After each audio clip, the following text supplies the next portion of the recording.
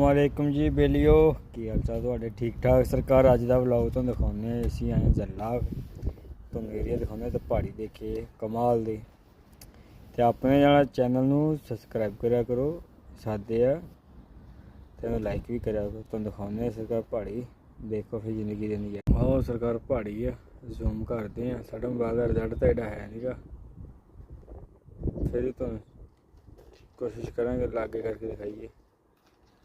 देखो आ खजूर लगियाँ देखो जिंदगी के रंग गड्डियां मेरा कलियां कलियां जान दी देखो नज़ारे